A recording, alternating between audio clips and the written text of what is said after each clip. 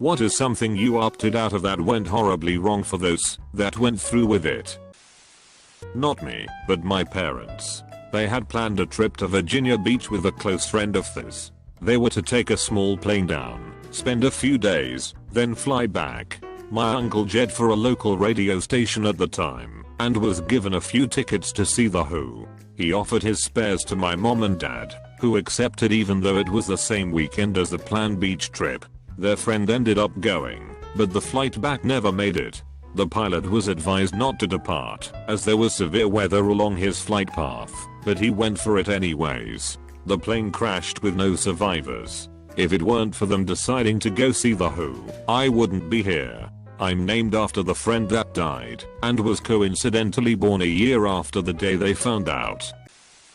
Not me, but back in the early 80s my dad was diagnosed with leukemia. I don't have all details correct, but the gist of it is, him along with several other people with the same affliction, were given the choice to undergo the traditional method of treatment involving bone marrow transplants and whatnot, or go through with some kind of newer experimental version of chemotherapy. Out of the group of around 10 people, him and a Catholic priest chose chemo, while the others chose the bone marrow transplants. My father and the priest were the only ones to survive. A family was out making their first tandem skydive together at my home drop zone. The girl, I'll call her Lucky, had just turned 18 and she wanted to do a skydive, but didn't want to go first once she arrived at the drop zone. In addition to Lucky, her grandmother, the 75-year-old Claudette, wanted to skydive to check it off her bucket list. I skydived out of this small drop zone north of Las Vegas. It had one Cessna 182 and one tandem instructor at times. Because of this, only one person could go on a tandem jump that day. Lucky was too scared to go at first, so Claudette opted to go in her granddaughter's place, to show her that everything would be alright. Everything went fine on the free fall portion of the skydive, but when the parachute opened there was some sort of malfunction. The main canopy got tangled up somehow with the reserve, and sent Claudette and her tandem skydiving instructor, my friend James Beck, plummeting towards Earth at a high rate of speed. James was unable to get the parachute opened, and they impacted the ground.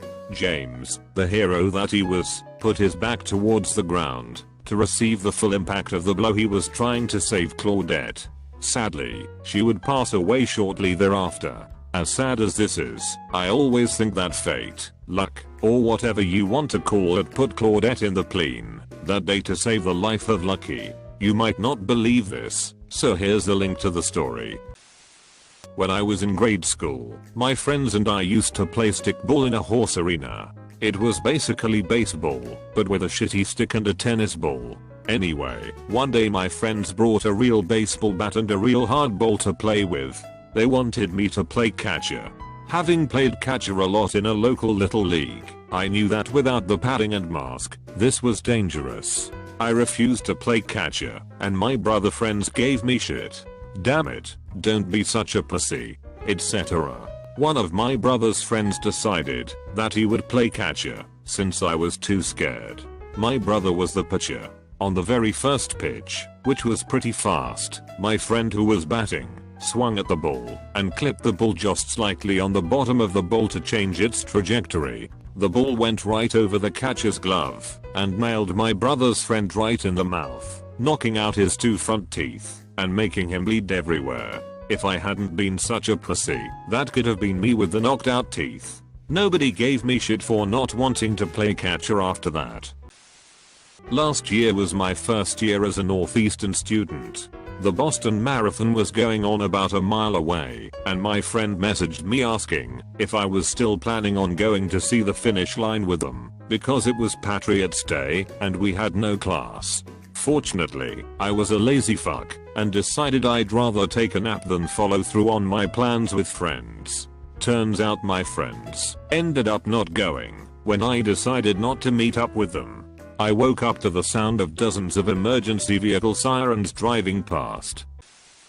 I live in Aurora, Co, and I was planning on going to the showing of The Dark Knight. Not that I opted out, but my car battery died that night and I couldn't drive there. I thank my lucky stars that I was not involved, and I'm terrified that I could have possibly died. I was doing one of those really famous obstacle course mud races. Got to an obstacle that involved jumping off a 15-foot platform into muddy water. I climbed to the top, took one look down, and freaked out. There was no way to tell how deep the water was because it was so muddy, and here were people smiling and doing flips off the platform into the water. I had tears running down my face from the panic, so I climbed down and ran around it. A few hours after my heat, a guy died on that obstacle due to accidental drowning. He went down and didn't come back up and just simply went unnoticed in the excitement and energy of the crowd, which was my fear to begin with. In Boy Scouts, I was supposed to be the acting senior patrol leader for the week-long summer camp. I was going for my Eagle at the time, and this trip was meant to prove my leadership skills beyond my project. I got pneumonia a couple weeks before the trip and had to pull out. On that trip, there were 2 very serious incidents that I would not have been able to prevent that would have been blamed on me. First, one of the scouts threw an aerosol can into the fire. No one there was brave enough to fish it out with a stick, so they all ran and hid. It turns out that the scout master was driving into camp about that time. He pulled up to the campsite, stepped out of his jeep, and as he walked over to the fire, the can exploded. A few days after that, a couple scouts, both older than me, decided to use a spare tent to practice knife throwing. They completely ruined a big canvas tent. It's the only time that coughing so hard that it makes me vomit has ever felt like dodging a bullet. A group of my friends were smoking synthetic marijuana at a party in the days where it was a new thing and hadn't made the news for the adverse effects it causes. I turned it down because I had college the next day and had to go home and rest up. I heard the next day that 2 of my buddies had ended up in hospital, having suffered seizures, and the third had suffered temporary heart problems. The Cave Creek disaster, 14 people died when a viewing platform collapsed.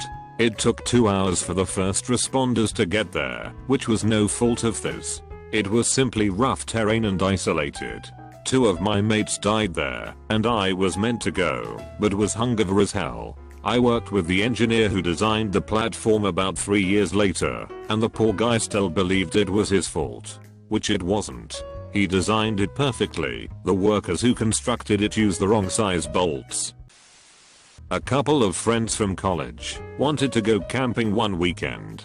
It sounded fun, so I asked my folks if I could borrow a tent and some supplies, as we were big campers when I was young and my friend didn't have a tent. It gets closer to the time, and the situation changes to a hike before camping and doing it late in the evening after work to a campground that none of us had ever been to. I knew that the forest gets dark at least an hour earlier than open sky because of all the trees. I ended up deciding not to go as it just didn't sound like a good idea to me. Come to find out later, they went anyways, and my friend's dog, who has a problem stomach, got sick and had diarrhea in the tent that night. That would have been my tent.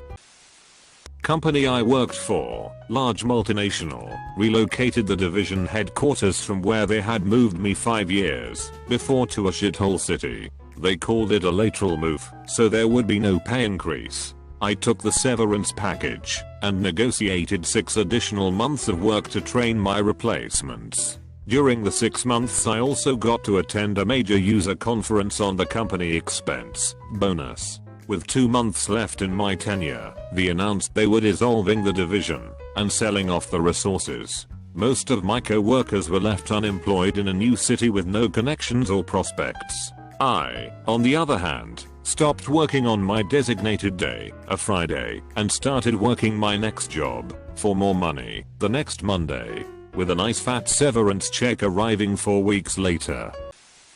This lady was once handing out a few letters at my high school graduation, and I happened to get one. It was a letter for a job opportunity at Vector Marketing, and I thought it'd be a pretty cool thing to try. It offered $18/HR for work that summer, and since I didn't have a job, I thought I'd sign up for an interview. But after doing some research online, I found out that the job is a complete scam. Basically, they hire you as a door-to-door salesman who sells massively overpriced knives, like $1,000 for a set. They train you for 18 hours, unpaid, 6 hours a day, 3 days of training, to show you how to use the knives, and how to sell them. Then, you go door to door and offer to show your product in an hour-long sales presentation thing. You get your $18/HR if the person signs a form saying you've presented them the knives for an hour. You may think this system is really easy to beat. Just tell your friends to sign forms and then collect your $18/HR. However, if you don't sell any knives, then it reflects on your performance. They'll call you a bad salesman. They'll require you to do more training. There goes your possible resume resource. And not only that, but after doing some more research somewhere, I found out that the knives are only worth like $50. They expect, and even recommend during your training, to try to sell it to friends/family. Why? Because grandma will buy her cute grandkid's knife set, which she doesn't even need, for $1,000. So you may think, there are some kids who of course lie, get paid for a few hours, collect their money, and then they get fired. But for every kid that got his grandma to buy a set, the company just profited like $900 instantly.